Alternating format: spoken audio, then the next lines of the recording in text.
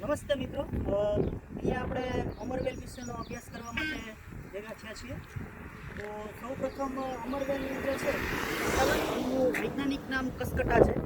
અને અમરવેલ એક દુનિયાની એવી વનસ્પતિ છે કે જે પ્રકાશ સંશ્લેષણ કરતી નથી, એટલે કે ક્લોરોફિલ એમાં ન હોય, એટલે પોતે જાતે ખોરાક બનાવે નહીં. બરાબર, અહીંયા તમે જોઈ શકો છો સ્ટુડન્ટ્સ કે અહીંયા આ જે છે પીળા